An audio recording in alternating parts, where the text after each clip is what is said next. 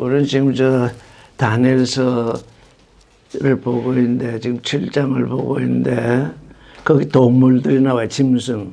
그 짐승을 알기 위해서 에스겔서를 지금 1장을 지금 읽고 있어요. 에스겔서 1장으로 다시 한번 돌아가 보겠습니다. 에스겔은 지금 바벨론에 사로잡혀가 있는 존재입니다. 1절부터 23절까지 그냥 쭉 같이 읽겠습니다. 시작. 제30년 4월 5일에 내가 그발강가 사로잡힌 자 중에 있더니 하늘이 열리며 하나님의 이상을 내게 보이니 여호야긴 왕의 사로잡힌 지 5년 그달 5일이라. 갈대아 땅 그발강가에서 여호와의 말씀이 후시의 아들 제사장 나 에스겔에게 특별히 임하고 여호와의 권능이 내 위에 있으니라. 내가 보니 북방에서부터 폭풍과 큰 구름이 오는데 그 속에서 불이 번쩍번쩍하여 빛이 그 사면에서 비치며 그 불 가운데 단새 같은 것이 나타나 보이고 그 속에서 네 생물의 형상이 나타나는데 그 모양이 이러하니 사람의 형상이라. 각각 네 얼굴과 네 날개가 있고 그 다리는 곧고 그 발바닥은 송아지 발바닥 같고 마강한 구리같이 빛나며 그 사면 밑에는 각각 사람의 손이 있더라. 그 네 생물의 얼굴과 날개가 이러하니 날개는 다 서로 연하였으며 행할 때에는 돌이키지 아니하고 일제히 앞으로 곧게 행하며 그 얼굴들의 모양은 넷의 앞은 사람의 얼굴이요 넷의 우편은 사자의 얼굴이요 넷의 좌편은 소의 얼굴이요 넷의 뒤는 독수리의 얼굴이니. 요 10절. 그 얼굴의 모양이 넷의 앞은 사람이요 넷의 우편은 사자예요 넷의 좌편은 소의 얼굴이요 넷의 뒤는 독수리의 얼굴이다. 그 얼굴은 이러하며 그 날개는 들어서 펴서 각기 둘씩 서로 연하였고 또 둘은 몸을 가리웠으며 영이 어느 편으로 가려면 그 생물들이 그대로 가되 돌이키지 아니하고 일제히 앞으로 곧게 행하며 생물의 모양은 숯불과 횃불 모양 같은데 그 불이 그 생물 사이에서 오르락 내리락 하며 그 불은 광채가 있고 그 가운데서는 번개가 나며 그 생물의 왕래가 번개가 같이 빠르더라. 내가 그 생물을 본즉 그 생물 곁에 위에 바퀴가 있는데 그 네 얼굴을 따라 하나씩 있고 그 바퀴의 형상과 그 구조는 넷이 한결 같은데 황옥 같고 그 형상과 구조는 바퀴 안에 바퀴가 있으며 행할 때에는 사방에 행한 대로 돌이키지 아니하고 행하며 그 둘레는 높고 무서우며 그 둘레로 돌아가면서 눈이 가득하며 생물이 행할 때 바퀴도 그 곁에서 행하고 생물이 땅에서 들릴 때 바퀴도 들려서 어디든지 영이 가려 하면 생물도 영이 가려 하는 곳으로 가고 바퀴도 그곳에서 들리니 이는 생물의 영이 그 바퀴에 있습니다. 우리가 어디로 가려 하면 우리 안에 있는 영이 어디로 가려고 하는가 그에 따라서 가는 것이 우리의 삶입니다. 21절 저들이 행하면 이들도 행하고 저들이 그치면 이들도 그치고 저들이 땅에서 들을 때에는 이들도 그 곁에서 들리는 이는 생물의 영이 그 바퀴 가운데 있음이더라. 그 생물의 머리에는 수정같이 같은 궁창의 형상이 펴 있어 보여 보기에 심이 들어오면 지금 생물이 있는데 생물의 위에 수정 같은 궁창 하늘이 지금 있습니다. 그 궁창 밑에 생물들의 날개가 서로 향하여 펴져 있는데 이 생물은 두 날개로 몸을 가리웠고 저 생물도 두 날개로 몸을 가리웠으며 생물들이 행할 때에 내가 그 날개 소리를 들은즉 많은 물소리와도 같으며 전능자의 음성과도 같으며 떠드는 소리 곧 군대의 소리와도 같으니 그 생물이 설 때 그 날개를 들이오더라. 생물이 행할 때에 그 날개 소리가 났습니다. 여기 네 생물은 지금 그룹입니다. 그룹.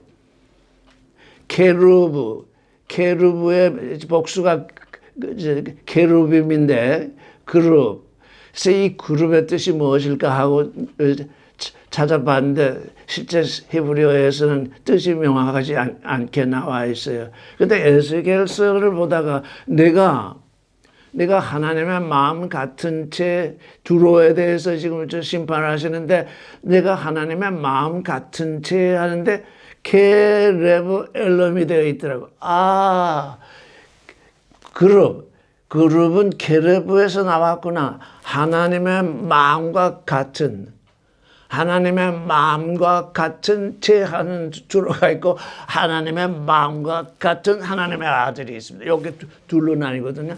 하나님의 마음을 닮은 존재가 있고 하나님의 마음 같은 채 하는 종교인들이 있습니다. 이게 성경은 항상 이 둘을 나누고 있어요. 네가 정말 내 마음, 하나님의 마음을 담고 있느냐는 질문을 성경은 던지고 있다. 그런데 모든 종교인, 모든 뛰어난 존재, 영웅들, 정치가들, 이 종교인들은 뭐냐면 하나님의 마음 같은 채 한다고요. 그래서 성경은 말하기를 위선자라고 그러잖아요. 외식자라고 부르잖아요. 우리 번역되기는 외식하는 자여 이렇게 할 때 그게 위선자거든요. 하나님의 마음이 아닌데 하나님의 마음 같은 채 하니까 이게 우리 모두가 특별히 만약에 우리 모두일 뿐만 아니라 모든 종교인들이 빠져드는 함정입니다. 하나님을 믿으면 하나님의 마음과 같이 되어야 되는데 하나님의 마음과 같이 되지는 않고 세상을 따라 살면서 세상의 욕심을 쫓아 사는데 어느 순간 하나님의 아들입니다 이렇게 얘기를 할 때가 있거든요. 자기가 왜 그걸 주장할 때가 있어요. 나는 예수를 믿습니다. 그러면 상대방이 그러면 예수의 마음과 같이 되었습니까? 그러면 네 그렇습니다. 그렇지 않은데 그렇다고 하니까 그게 뭐예요? 그게 위선이잖아요. 그래서 이게 네 생물이 있는데 네 생물이 하나님의 승리, 세상을 이기는 독수리, 세상을 향해서 희생하는 세상을 향해서 거룩하게 사는 사람, 하늘을 향해서 초월하는 이 독수리 똑같아요. 이 위선을 부리는 존재나 하나님의 마음을 본받는 존재나 똑같아요. 똑같은데 세상을 이기는 사자가 되는 것이 아니라 세상에서 약육강식하는 사자가 되어 있고 세상에서 제일 못된 짓을 하는 사람이 되어 있고 세상에서 그저 이거리만 있으면 독수리처럼 하늘을 날다가 땅에 내려와서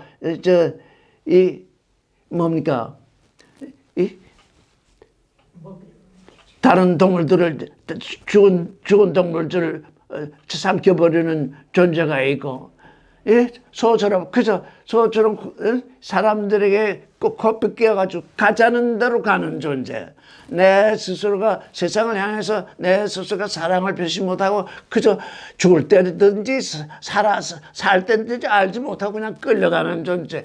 이게 세상이 가지고 있는 세상 사람들이 가지고 있는 그 사람의 모양, 네 모양인데 하나님을 태우고 다니는 그룹은 하늘을 나는 독수리요 거룩한 존재요 세상을 이기는 사자요 사람들에게 사랑을 베푸는 소유거든요. 그래서 그 그런 존재 위에 하나님 궁창이 있으니까 하나님은 그런 존재 위에 하늘을 주신다는 얘기예요. 그런 존재 위에 하나님이 와 계신다는 얘기예요. 그런데 그 소리가 나요. 많은 물소리. 이건 하나님의 사랑의 목소리, 생명의 목소리, 거룩의 목소리, 진리의 목소리인데 또한 다시 말하면 이 성경 목소리예요. 이 지금 말씀 소리가 들리는 거예요. 많은 물소리와 같고 전능자의 음성과도 같고 떠드는 소리, 곧 군대. 우리가 참으로 하나님의 군대가 되면 정말 군대의 소리가 날 것이에요. 그 군대의 소리와 같은데 그 생물들이 딱 서게 되면 조용해지는 거죠. 설 때 그 날개를 들이우더라. 25절 같이 읽겠습니다. 그 머리 위에 궁창 위에서부터 음성이 났어요. 음성이 나더라. 그 생물이 설 때 그 날개를 들이우더라. 그러니까 우리는 어디서부터 소리를 들어야 돼요? 저 암흑에서 소리를 들으면 안 돼요. 제가 소리를 내더라도 하늘에서 내고 계신 그 소리를 들어야 된다고. 그 안에 존재의 의미를 찾아야 될 때가 제가 큰 소리로 얘기한다고 해서 그 큰 소리를 들으라는 것이 아니라 지금 말씀을 말하고 있으니까 하늘에서 들리는 말씀을 얘기하고 있으니까 그 말씀이 하늘에서 들리는 소리, 그 소리가 되어야 돼요. 이 지금 성경 말씀 우리가 그대로 읽고 있어요. 그대로 읽고 있는데 그냥 어느 쪽으로 듣고 왼쪽으로 흘러보내는 소리가 아니라 하늘에서 내게 들리는 소리다. 그러니까 우리가 성경을 읽을 때 하늘에서 들리는 소리를 들으면 그대로 내버릴 수가 없어요. 그렇죠?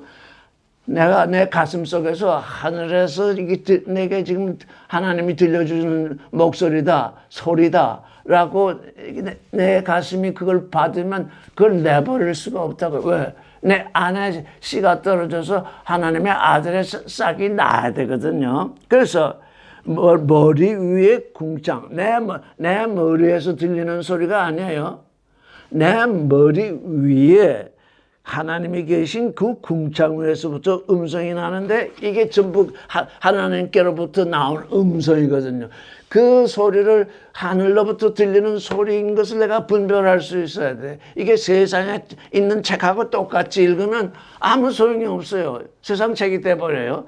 세상 책과 성경을 어떻게 구분하냐? 하늘에서 들리는 소리냐? 세상에서 들리는 소리냐? 그걸 구분할 수 있어야 돼요. 그 26절 그 머리 위에 궁창 위에 보좌의 형상인데 거기에 하나님이 앉아 계시잖아요. 그 모양이 남보석 같고 그 보좌의 형상 위에 한 형상이 있어 사람의 모양 같더라. 사람의 모양 같더라. 그러니까 뭡니까? 하나님이 사람을 창조했을 때 하나님의 형상을 따라서 창조하셨잖아요. 하나님의 형상으로 창조하셨으니까 하나님 자신도 사람의 형상과 같이 되어 있는 거예요. 지금 에스겔은 그걸 보는 거예요. 근데 우리 사람이 지금 뭘 닮아야 되냐면 하나님의 마음을 닮아야 되거든요. 우리 겉모습은, 겉 형상은 지금 하나님의 형상을 주셨는데 속, 마음, 이건 따로이 하나님께서 우리를 따로이 불러서 그룹으로 따로 불러서 하나님의 마음을 닮을 사람을 따로 불러서 이제 하나님의 마음을 담게 하시거든요. 그래서 보좌 위에 한 형상이 있는데 사람 같더라. 예? 이게 창세기에 나오는 얘기잖아요. 우리의 형상을 따라 우리의 모양과 같이 이 사람을 짓자 그랬잖아요. 그래서 우리는 지금 하나님의 모양을 닮는 존재, 하나님의 모양을 닮은 존재가 하나님의 마음을 닮은 존재가 하나님의 그룹이 돼서 어떻게 돼? 날개를 하나님을 태우는 그런 그룹이 되어 있는 거예요.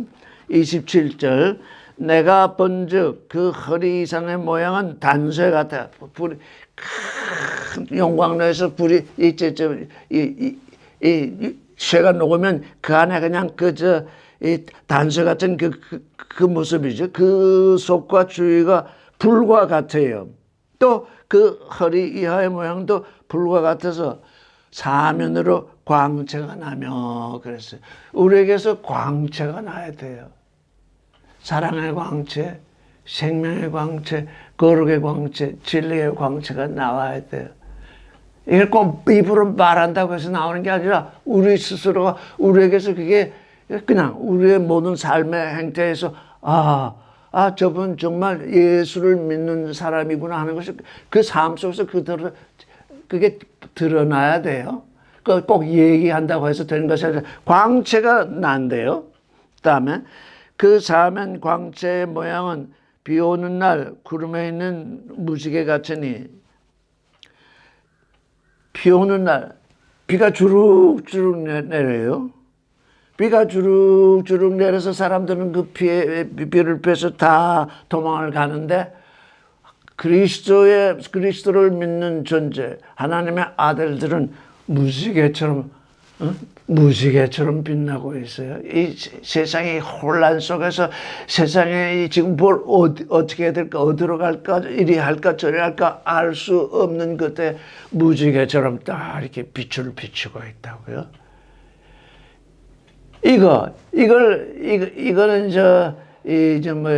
노아에게 약속하신 거예요. 구름 속에 내가 무지개를 주겠다. 구름 속에 무지개. 세상이 다 이 구름에 가려가지고 아무것도 보이지 않는데 그 안에 무지개가 이렇게 찬란히 드러나는 그런 존재. 이거 얼마나 보배스러워요. 이게 보배스러운 존재. 하나님께 보배스러운 존재라는 거예요. 무지개 같으니 이는 여호와의 영광의 형상의 모양이라. 야훼 하나님, 우리의 하나님은 어떤 존재이냐? 우리 말로 할 수가 없어요. 어떻다고 얘기할 수 없어요. 그런데 무지개가 되면, 비 오는 날 무지개가 내가 되어 있으면 그게 하나님의 마음을 닮은 그 모양이 드러나는 거예요. 그래서 내가 보고 엎드려 그 말씀하시는 자의 음성을 들으니라. 무엇보다도 이 성경은 지금 뭡니까? 우리로 하여금 보라고 있는 게 아닙니다. 성경은 우리로 하여금 보라고 있는, 내 눈으로 보는데, 내 눈으로 보긴 하는데, 보지만 뭘 하는 거예요? 하나님의 음성을 들으라는 거예요. 그거 안 하면 다 보고 있기 때문에, 보고 있는 자, 이 말씀을 보기만 하는 자는 뭐냐? 자기에게 유리한 것만 본다고요. 즉, 육신의 정력, 마음먹의 정력, 이생의 자랑. 말하자면, 먹음직하고, 보암직하고, 지혜롭게 할 만치 탐스러운 거. 그거 다 여기 전부 다 기록이 되어 있어요. 그래서 그것만 봐요. 왜? 하나님의 말씀을 귀로 듣지 아니하기 때문에. 귀로 들으면 사랑의 소리를 듣고, 생명의 소리를 듣고, 거룩의 소리를 듣고, 진리의 소리를 듣는데, 보기만 하면 먹음직한 것만 보이고, 보암직한 것만 보이고, 지혜롭게 탐스러운 것만 보이고, 선악지심만 보인다고. 이거 성경 보는 사람들, 이 성경을 보는 사람들은 전부 그러고 있어요. 들으려고 해야 돼요. 그래서 아브라함이 하나님의 여호와의 말씀을 들어서 그 안으로 들어갔다는 게 왜 그렇게 중요하냐? 야훼의 말씀을 들었는데 믿음을 가지고 그 안으로 들어갔잖아요. 여기 하시는 말씀을 믿어야 돼요. 귀로 들으면 믿고 들어가야 돼요. 믿지 않으면 들어갈 수가 없어요. 그래서 이게 지금 에스겔서가 둘로 나뉘고 있어요. 에스겔서는 지금 여기 에스겔서의 짐승은 하나님의 마음을 담는 동물의 모양에 대해서 얘기를 하고 있는 거예요. 근데 다니엘서는 하나님의 모양을 담는 것이 아니라 우상의 모양을 담는 짐승들이 나오고 있어요. 지금 7장에. 그래서 그걸 분별하기 위해서 지금 에스겔서를 우리가 먼저 읽은 거예요. 자, 그러면 이제 다니엘서로 넘어갑시다. 자, 7장을 한번 지나갔던 것 같아 다시 한번 읽겠습니다. 7장 시작.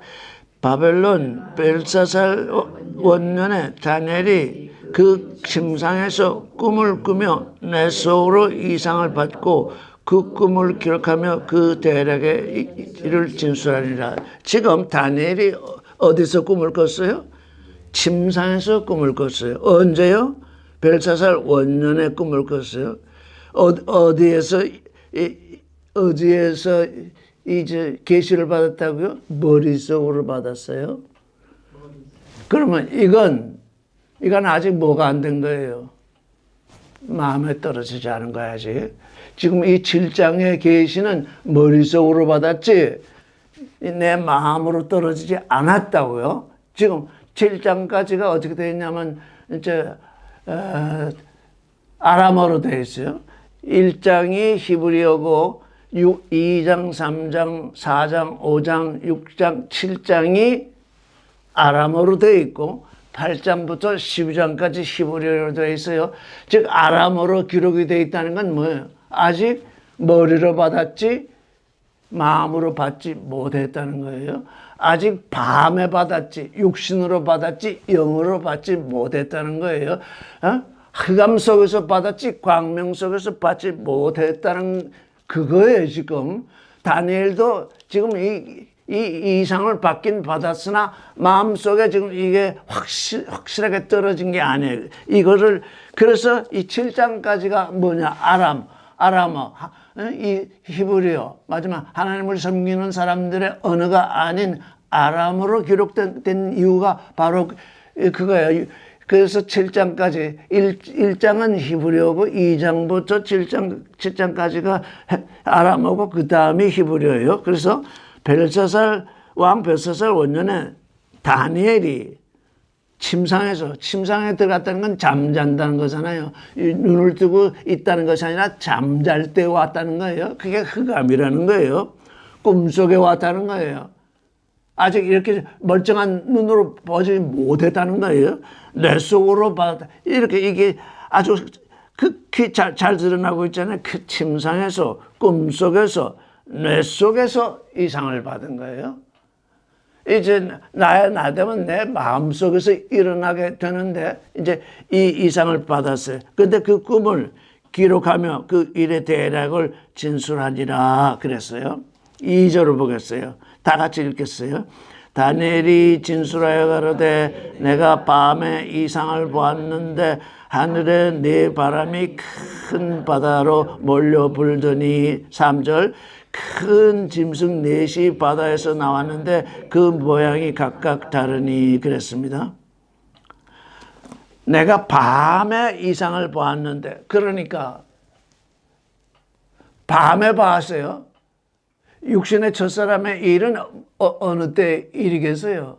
밤에 일에. 우리 지금 밤에 살고 있어요. 육신의 첫사람은 이 온 세상이 밝아졌다고 해가지고 지금 그냥 그저 다투고 그저 뭘 세력을 얻으려고 하고 있는데 실제 하나님의 눈에는 이게 지금 우리 인생들이 어디에서 살고 있냐면 밤에 살고 있는 거예요.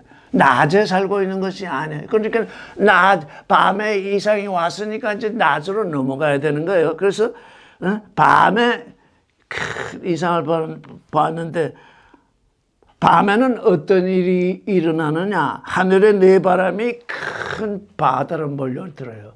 하늘의 네 바람. 지난주에 제가 한번 얘기했는데 우리가 창세기를 다시 한번 창세기를 살펴봅시다. 창세기 3장 8절, 3장 8절. 다 같이 읽겠어요. 시작. 그들이 날이 서늘할 때에 동산에 거느시는 여호와 하나님의 음성을 듣고 아담과 그 아내가 여호와 하나님의 낯을 피하여 동산 나무에 숨은지라. 아니 에덴의 동산에서 지금 하와와 아담이 있는데 하나님이 오시면 어떻게 해야 돼요? 반갑게 맞아야 되잖아요. 하나님이 오시는데. 근데 왜 피했을까요? 6절 보면 그 여자가 그 나무를 본즉 뭐요? 먹음직도 하고 보암직도 하고 지혜롭게 할 만큼 탐스럽기도 한 나무인 줄.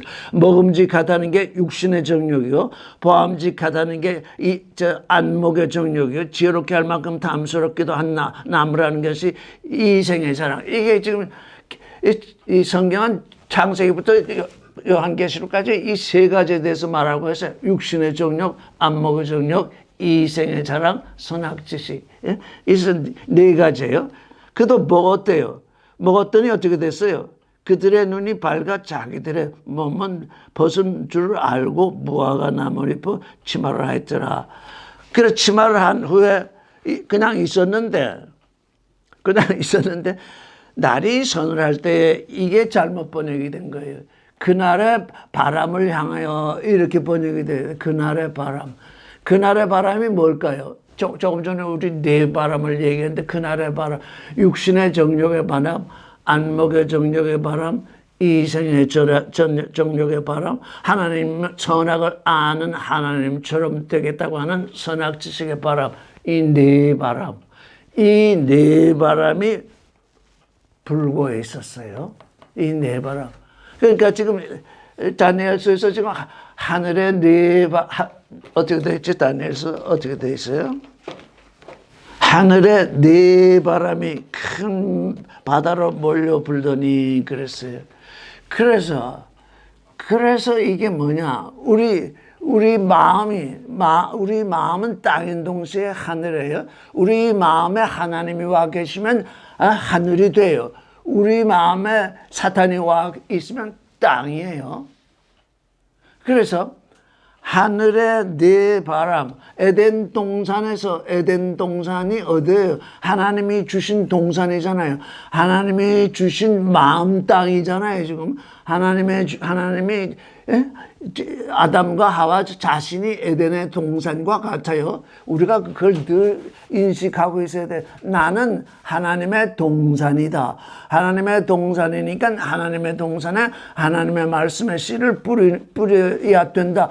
이걸 알아야 되는데 하나님의 말씀을 뿌려줘야 되는 그 마음 땅에 뭘 뿌렸어요? 뱀의 말을 뿌렸다고요. 그래서 이제 네 바람이 거기 불어온 거예요. 바람이 불어올 때 그러니까 이 바람은 언제 생겼어요? 에덴 동산에서부터 생겼어요. 근데 그때는 처음 불었으니까 큰 바람이 아니에요. 그때는 처음 불어왔으니까. 근데 아담 때 이후부터 쭉 세상이 흐르게 되니까 아담을 본받는 사람들이 육신의 정욕, 안목의 정욕, 이생의 자락, 선악지를 따라서 계속 투장하다 보니까 큰 바람이 된 거예요. 그래가지고 지금 여기 어떻게 됐어요? 하늘에 네 바람이 큰 바다로 몰려 불더라 그랬어요. 우리는 하나님을 왜 그랬었을까? 어렸을 때 늘 그런 질문을 받고 또 해봤어. 아니 그 아담이 하와가 선악을 알게 하는 나무를 따먹으려고 할 때 금지시켰으면 될 테인데 그걸 금지를 안 시키고 그 다음에 에덴 동산에서 쫓아내실 이유는 뭔가? 지금도 그걸 알지 못해가지고 사람들이 그러는데 하나님은 어떤 분이시냐? 뿌린 대로 거두게 하시는 분이라고. 내가 무슨 일을 하려고 딱 했는데 하나님의 눈에 그게 좋지 않아요. 안 돼! 이러면 좋겠어요? 그러면 내가 왜 안 된다고 하는지 하나님이 왜? 나는 좋다고 해서 하려고 하는데 하나님이 금지했으니까 애를 키워봐서면 다 할 거예요. 뭘 하려고 하는데 자꾸 막아버리면 어떻게 돼요? 도대체 왜 부모가 막는지를 몰라요. 근데 하고 싶은 대로 놔둬버리면 다 하고 나면 잘못된 걸 그때 알게 돼요. 우리 인생은 어떻게 되어 있냐? 심은 걸 거둬봐야 알아요. 그래서 하나님은 그걸 참고 먹는 대로 두셨어요. 선악을 알게 한 나무의 실과를 먹는 데 두셔가지고 그 길이 아담부터 언제까지 지금까지 내려오고 있는 거예요. 왜? 심은 대로 거두게 하시기 때문에 그래요. 심은 대로 거두게 하시니까 그냥 두니까 바람도 어떻게 해요? 그냥 두신 거예요. 육신의 정욕의 바람, 이색의 정욕의 바람, 안목의 정욕의 바람, 선악지식의 바람, 그 바람이 끝날 때까지 그래서 그걸 한번 우리가 찾아봐야 돼요. 호세아 8장 7절을 한번 찾아보겠습니다. 7절, 8장 7절 같이 읽겠습니다. 시작. 저희가 바람을 심고 광풍을 거둘 것이라. 심은 것이 줄기가 없으며 이상한 열매를 맺지 못할 것이요 서로 맺을지라도 이방 사람이 삼키리라. 지금 아담 이래로 첫사람, 처음 사람, 육신의 첫사람이 뭘 심고 있다고요? 바람을 심고 있어요. 근데 뭘 거둬요? 광풍을 거둬요. 바람을 심으면 반드시 광풍을 거둬요. 광풍을 거두면 멸망을 거두게 돼 있어요. 그래서 뭐 광풍을 거둘 것이라 심은 것이 줄기가 없으며 줄기도 나지 않아요. 이삭은 열매를 맺지 못할 것이요 서로 맺힐지라도 이방 사람 사탄이 삼켜버려요. 종교인들이 열심히 내가지고 뭔가 해서 이룩하죠. 그건 누구의 먹거리라고요? 사탄의 먹거리. 하나님은 그걸 원하지도 않는다고요. 사탄에게 너나 먹어라. 네가 원했으니. 그것도 모르고 계속 지금 그 짓을 하고 있는 거예요. 종교인들이. 그것도 모르고. 우리가 그것을 알면 얼마나 놀라겠어요. 이게 하나님의 목소리예요. 너 그거 바람을 심으면 뭐를 거둘 줄 아느냐? 광풍을 거둔다. 근데 하나님의 바람은 또 따로 있어요. 하나님의 바람 아까 에스겔서에 뭐라고 나와 있었던가요? 여기 지금 4절에 폭풍이라고 하는데 이게 폭풍이 아니에요. 4절에 이 폭풍이 아니라 회리바람이에요. 회리바람. 그러니까 우리가 이 번역성경을 읽으면 이게 뭐야?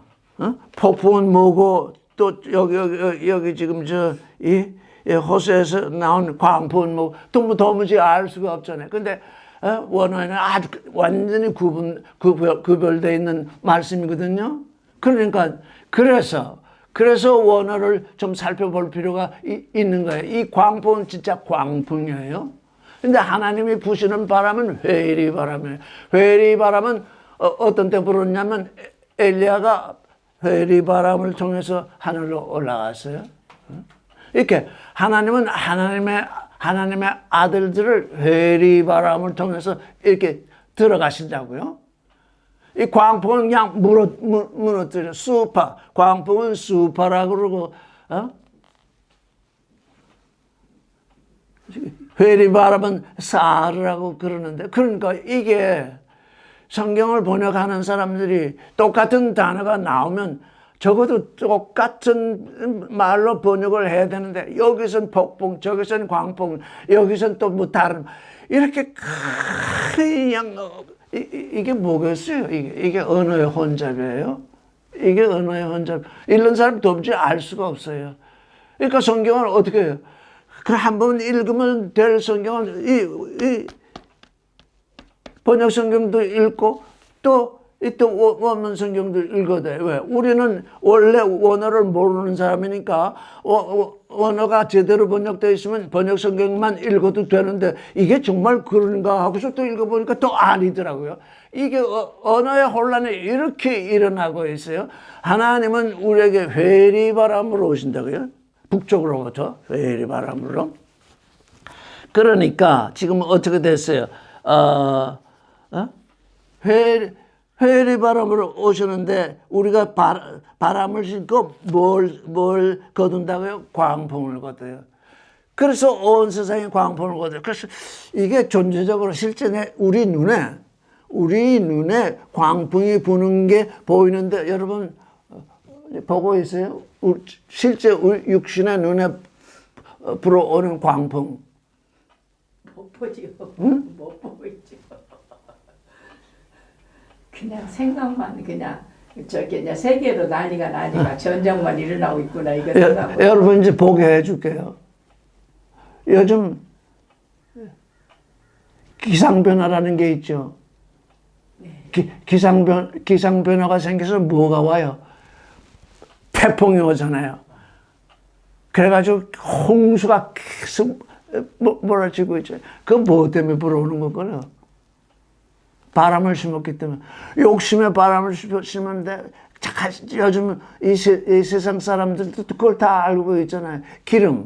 기름을 떼어서 자동차를 운전하고 계속 하다 보니까 공중에 뭐가 가득 찼어요? 이산화탄소가 가득 찼어요. 그러니까 땅의 온도가 올라갔잖아요. 그러니까 지금 바다 온도가 상승해가지고 지금 이렇게 해서 바람이 그냥 광풍이 불어요. 광풍이 부니까 이번에 이걸 우리 눈으로도 그걸 볼 수 있구나. 사람들은 석유를 채굴해서 자동차를 연료로 쓰는 걸 좋다고 생각해서 그냥 돈을 벌려고 욕심의 바람을 불어서 했더니 그 욕심의 바람이 실제 땅에 미치기는 광풍이 되는구나. 우리 눈에 보인다고요. 지금은 지구 온도가 2도 이상 올라갔다고 하잖아요. 이제 앞으로 몇 도 더 올라가면 이제 지구에 큰 재난이 생겨가지고 사람들이 이제 더 거할 수 있을지 없을지 모른다고 그러잖아요. 그때 어떻게 하시겠어요? 하나님은 그때 어떻게 하실 것 같아요? 해리바람을 불어서. 예. 회리바람을 불어 오셔가지고 이 모든 인생들이 일으킨 광풍을 다 사라지게 하시는 때가, 그때가 사람들이 말하는 종말이라는 때인데 사실은 그때가 새로움이 오는 때예요. 그 새로움을 우리가 바라보고 있으면 이게 지금 이거 새로움이 새로움이 올 텐데 지금 새로움이 오기 전에 광풍이 먼저 불고 있구나. 그러니까 우리는 어떻게 돼? 깨어 있어야 돼요. 사람들이 광풍에 몰려서 그냥 거기로 몰려갈 때 나는 정신을 차리고 있어야 돼. 왜? 하나님이 지금 오실 때가 가까이 와 있다는 거예요. 근데 그 오실 때가 가까이 와 있다는 것을 자꾸 그 쪽마다 연결을 시키니까 우리의 믿음의 변화가 없어요. 내가 사는 이 70, 어떤 사람은 70을 살 수도 있고 80을 살 수도 있고 어떤 사람은 60을 살 수 있는데 사는 그 기간 동안 내가 사는 그 기간 동안 지금 내 눈으로 광풍을 볼 수 있어야 돼요. 이게 광풍이구나. 이 광풍에 내가 몰려가면 결국 하나님의 회의바람에 다 날려버리게 될 거 아니에요? 그래서 구원될 존재는 하나님이 회리바람으로 불어오시고, 그러니까 회리바람은 두 가지 역할을 해요. 왜? 나를 들어 올리시거나 쓸어버리시거나 둘 중에 하나 하신다고. 내가 광풍을 쫓아갔으면 넌 광풍을 쫓아갔으니 회리바람으로 불어버리실 것이요. 내가 깨어서 하나님의 목소리를 듣고 있으니 깨어있다는 건 뭐예요? 하나님의 목소리를 듣는 거예요. 그 외에는 깨어있는 것이 무엇인지 알 수 없어요. 하나님의 목소리를 듣고 있으면 깨어있는 거예요. 하나님의 목소리를 듣고서 깨어있으면 하나님은 나를 나 되도록 하나님의 모양을 담도록 인도해 가실 거예요. 그래서 지금 우리가 다니엘서로 다시 돌아가겠습니다. 하늘의 네 바람이 어디로 불었다고요? 큰 바다로 불었어요. 큰 바다라는 게 뭐예요? 물이잖아요. 물. 많은 백성과 나라와 언어와 물이 이게 큰 물이거든요. 많은 백성, 여기 지구에 많은 백성 있잖아요. 지구에 많은 나라가 있잖아요. 지구에 많은 언어가 있잖아요. 지구에 무슨 무리들, 무슨 집단들 그냥 무지개 수로 있잖아요. 거기에 어떻게 거기를 향해서 불어요. 그러니까 내 바람은 안 부는 데가 없어요. 그렇죠?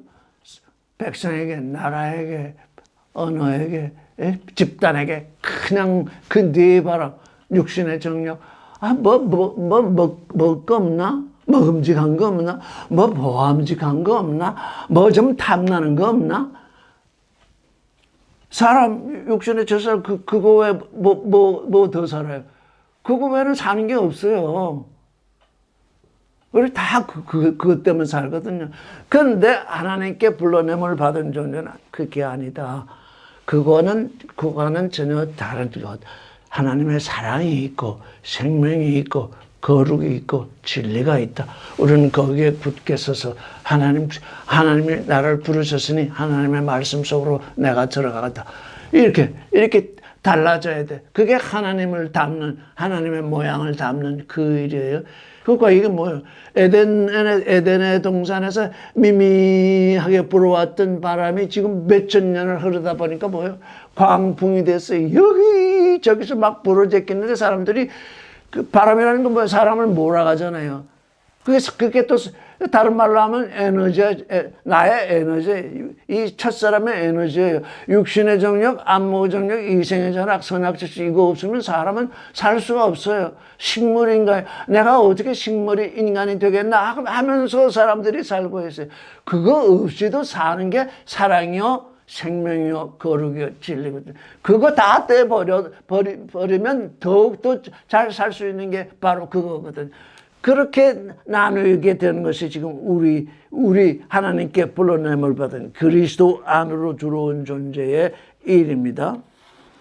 4절을 읽어보겠어요. 시작. 첫째는 사자와 같은데 독수리의 날개가 있더니 내가 볼 사이에 그 날개가 뽑혔고 땅에서 들려서 사람처럼 두 발로 서서 함을 입었으며 또 사람의 마음을 받았으며. 이 첫째는 느부갓네살을 말해요. 바벨론 나라를 말해요. 첫째는 사자와 같아요. 그런데 이 사자가 뭐가 있다고요? 독수리의 날개가 있어요. 독수리는 뭐 하죠? 그룹은 독수리는 하늘을 높이 솟아오르는 독수리인데 이 독수리는 뭐 하는 독수리? 먹거리 찾아서 높이 빨리 날아다니다가 밑에 시체가 있으면 그 시체 먹는 그 독수리거든요. 사자도 무서운데 사자도 지금 동물 중에는 가장 강해서 야곱강식하는 사자인데 그 사자에다가 독수리를 붙여놨으니 어떻게 됐어요? 아무도 감당할 수 없는 그런 나라가 된 거죠. 그게 바벨론이에요. 내가 벌써 그 날개가 뽑혔대요. 날개가 뽑혔으니까 뭐 날개로 날던 그것은 멈췄겠죠. 이제 사자의 모습만 남았겠죠. 날개를 달고 그냥 다다가 날개가 뽑혔으니 이제 반은 약화된 거예요. 또 땅에서 들렸대요. 그러니까 이제 걷지도 못해요. 이제 여기 들려서 사람처럼 두 발로 서게 했다. 그러니까 이제 더 앞으로 달려갈 수 없게 된 거예요. 이 지금 우리가 다니엘서를 앞에 6장까지 읽어보면 느부갓네살이 꿈을 두 번 꿨죠. 무슨 꿈을 꿨죠? 무슨 꿈과 무슨 꿈을 꿨어요? 큰 우상을 뭐죠? 금과 머리는 금이요, 가슴은 은이요, 배는 동이요. 철. 동요. 다리는 철. 이 우상을 뜨인 돌이 그 철과 진흙 사이를 치니까 여름 타작마당에 뭐처럼? 여름 타작마당에 흩어져서 바람같이 없어져. 읽어봅시다. 여름 타작마당에 뭐처럼? 겨같이 됐다 그러지 않았어요? 네, 겨같이 됐다. 45절. 왕이 사람의 손으로 아니하고 산에 뜬 돌이 철과 놋과 진흙과 금을 부서뜨린 것을 보신 것을 크신 하나님이 장래일을 왕께 알게 하신 것이라. 이 꿈이 참 확실하니이다.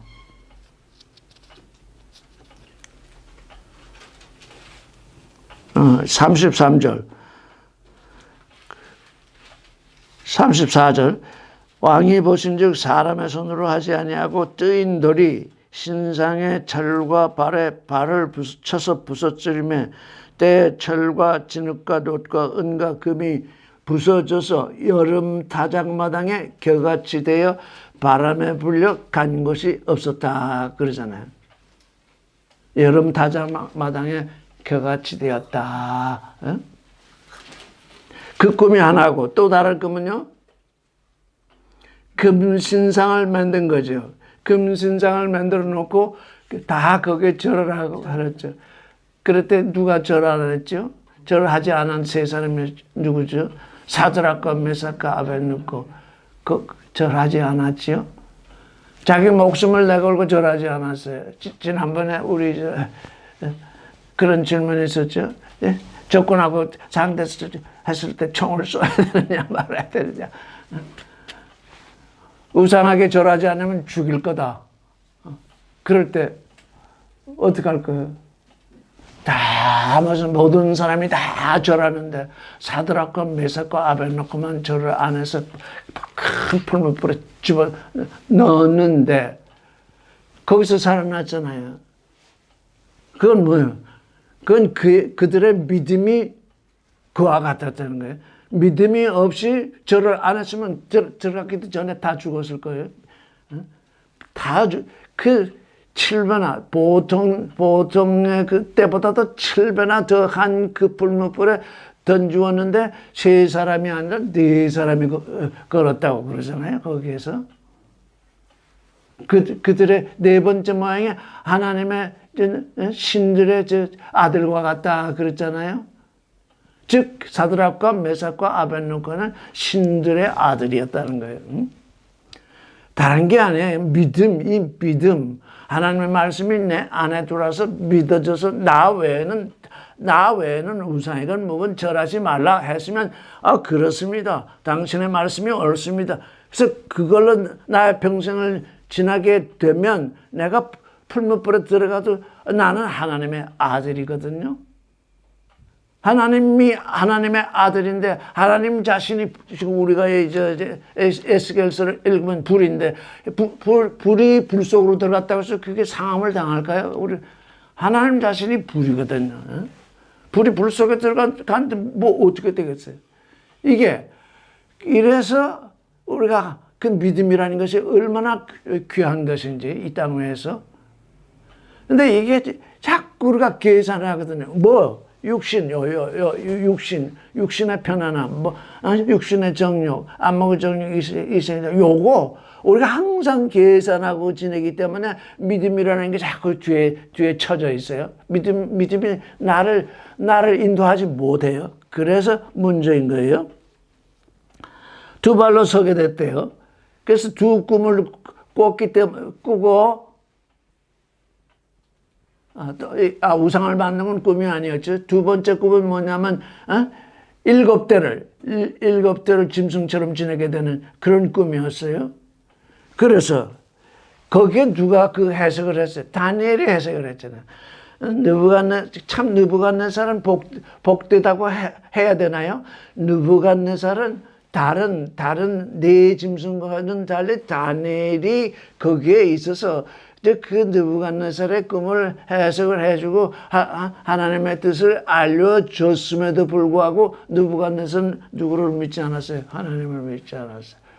근데 다니엘이 해석을 해줬다는 건 뭘 말하는 거예요? 사람 취급했다는 거잖아요. 하나님이 느부갓네살을 사람 취급을 해줬다는 거예요. 왜?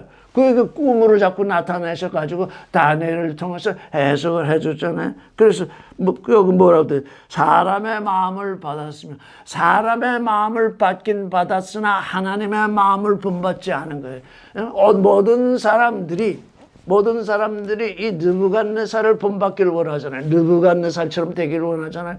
얼마나 정말 엄청난 왕이에요.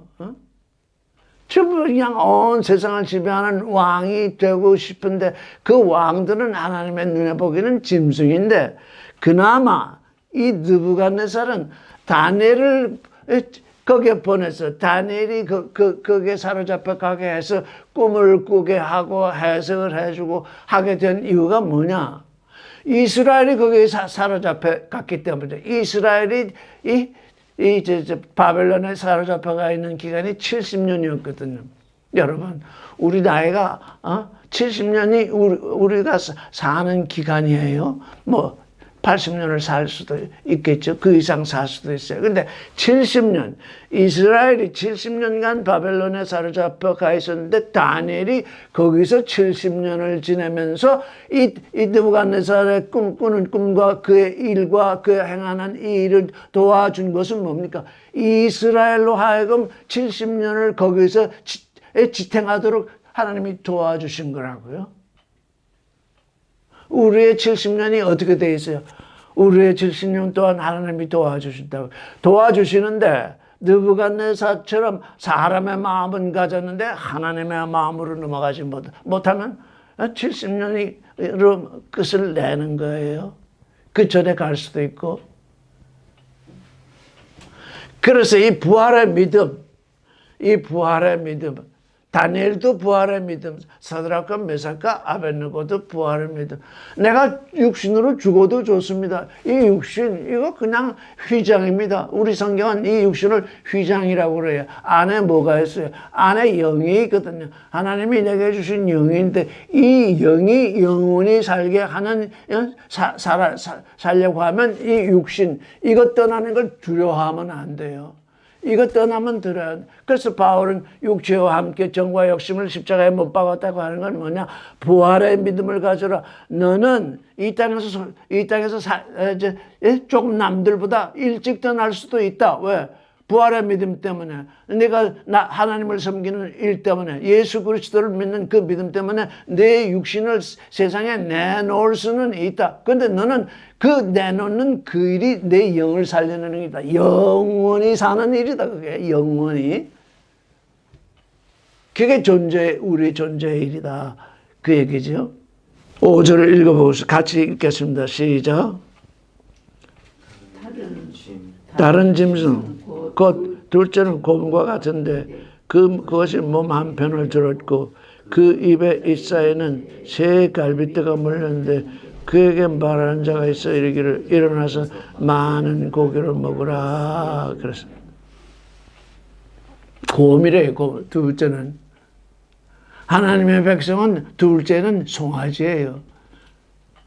세상에 양식으로 내놔야 돼요. 내 자신을 양식으로 내놔야 돼요. 내 자신이 하나님의 아들이니까 내 자신에게서 나가는 모든 것이 세상 사람에게 양식이 되도록 해야 돼요.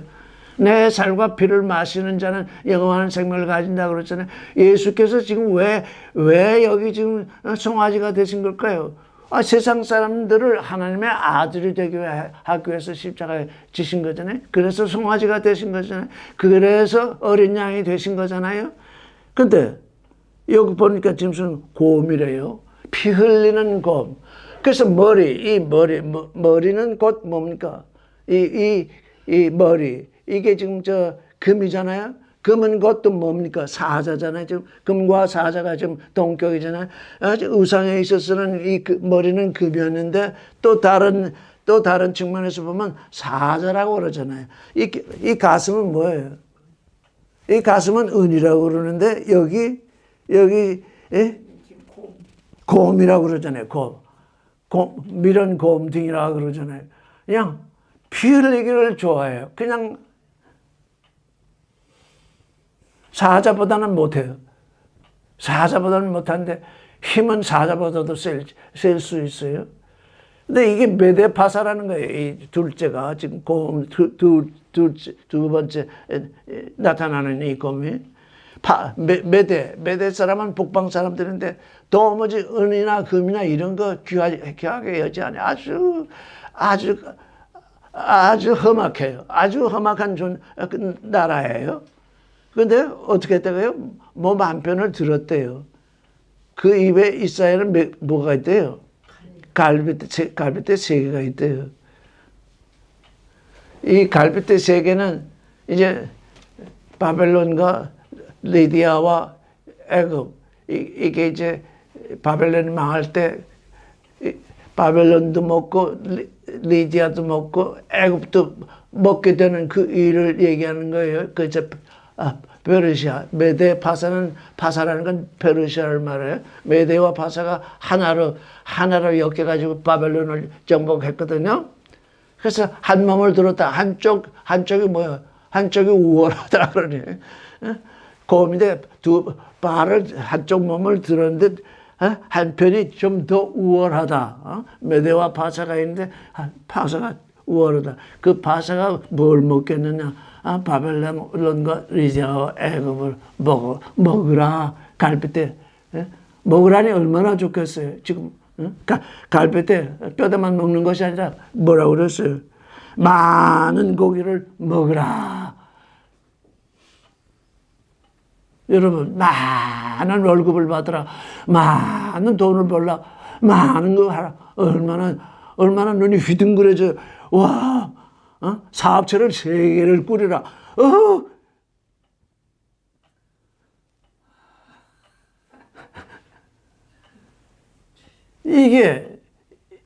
이게 고음들에게 주시는 뭐예요? 고음 자신은 어떻게 해요? 은혜잖아요. 이 땅에서 그것 외에는 육신의 정력, 안목의 정력, 이생의 자랑 이것 외에는 살 근거가 없는데 고기를 잔뜩 먹으라고 했으니까 뭐 손바닥 이렇게 은혜 주셔서 감사합니다. 감사합니다. 감사합니다. 감사합니다. 그런다고요. 종교인들이 그러고 있어요. 종교인이 아니라도 다 종교의 심정은 가지고 있어요. 그저 먹거리가 없나? 이 먹거리 찾는 거지, 지금. 먹거리 찾는데 먹거리를 그냥 잔뜩 먹으라고 했으니 얼마나 이게 뭡니까? 행복이겠어요? 이게 얼마나 축복이겠어요? 사람들이, 종교인들이 이런 축복을 받으면 그저 눈이 휘둥그러지고 그저 은혜롭습니다. 근데 그게 은혜가 아니라 그게 지금 멸망의 길로 들어가는 거예요. 바람이 불었는데 지금 뭐가 불어오는 거예요? 그냥 아까 광풍이죠. 지금 광풍이 불어오는 얘기라고. 광풍. 우리 인간의 존재는 이 광풍이 불어오면 꼼짝을 못해요. 여러분 자세를 잘 들어보세요. 이 광풍이 한번 불면 육신의 정력, 안목의 정력, 이생의 자랑, 선악 지식의 광풍이 내게 한번 불어오면 그 에너지가 내게서 나가기 시작하면 내가 움직이기 시작하면 나는 어찌할 수 없어요. 그냥 막 거기에 그냥 지금 다니엘서가 그걸 얘기해요. 바벨론에 포로로 사로잡혀 가서 하나님이 주신 그 이상을 보면서 이걸 이렇게 문자적으로 우리가 이렇게 뭐 고음이 있었구나. 이렇게 보면 이게 뭐예요? 보기만 했지? 뭐예요? 듣는 게 아니에요. 보기만 했지 듣는 게 아니니까 보는 사람은 이 고음, 이 고음이 또 갈빗대 3개를 물고 고기를 많이 먹네. 이거 축복받았네. 이렇게 읽게 되는 거예요.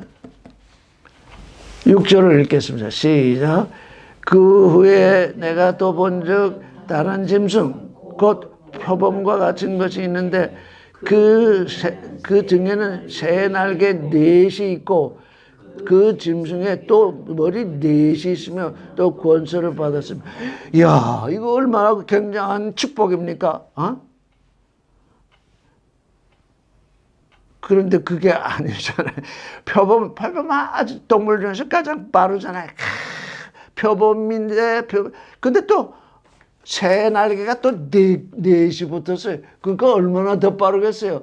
표범에다가 날개 4이 붙어 있으니 얼마나 빠르겠냐고. 요즘 정보의 시대라고 그러잖아요. 정보의 시대는 뭐를 근간으로 해요? 신속한 거잖아요. 남보다 먼저 아는 게 그게. 근데 여기 날개가 4이나 달렸고 표범처럼 그냥 신속하게 달리면서 달렸으니 얼마나 큰 축복이겠어요. 눈으로 보는 사람은 그걸 축복으로 여겨요. 또 그 짐승에는 머리 또 4이 있대요. 머리가 또 4이나 나 있대요. 머리가 4뿐 아니라 또 권세까지 받았대. 자, 이게 뭐냐? 이게 광풍이 불게 하시는 뜻이라고요, 이게. 이게 지금 표범만 달리면 별로 빠르긴 하지만 날개가 4이 달렸으니 이게 광풍이 안 되겠어요? 이게 지금 광풍 부는 얘기거든요.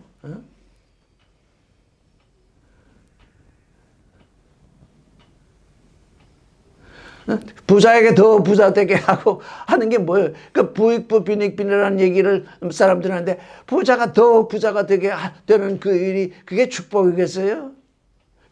그게 표범이 날개 다는 일이잖아요.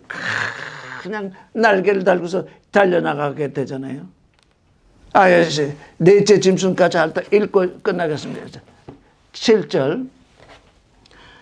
내가 밤 이상 가운데 그 다음에 본 넷째 짐승은 무섭고 놀라우며 또 극히 강하며 큰 천리가 있어 먹고 부서뜨리고 그 나머지를 발로 밟았으며 짐승은 전에 모든 짐승과 또 다르고 또 10뿔이 있으므로 8절 내가 그 뿔을 유심히 보는 중 다른 작은 뿔이 그 사이에서 나더니 먼저 뿔 중에 셋이 새 앞에 뿌리가 같이 뽑혔으며 이 작은 뿔에는 사람의 눈 같은 눈이 있고 또 입이 있어 큰 말을 하였느니라. 넷째 짐승에 대해서는 다음 시간에 얘기하겠습니다. 그런데 이 8절에 가면 이 네 뿔은 또 하늘의 네 바람을 향해 있어요. 그래서 그게 뭘까? 또 네 뿔이 났는데 또 네 뿔이 하늘의 네 바람을 향해 있어요. 진짜 광풍이 부는구나. 바람이 불어왔는데 또 네 뿔이 또 하늘의 네 바람을 향해. 그래서 그냥 온통 지금 오늘날 이 세상에 지금 이 바람이 불고 있는 중입니다. 이 바람이. 이게 오늘날 얘기입니다, 지금. 예? 이 다니엘에 있던 그 시대의 얘기가 아니라 그 시대의 얘기인 동시에 또 오늘날 우리의 얘기이기도 합니다. 오늘은 여기까지 하겠습니다.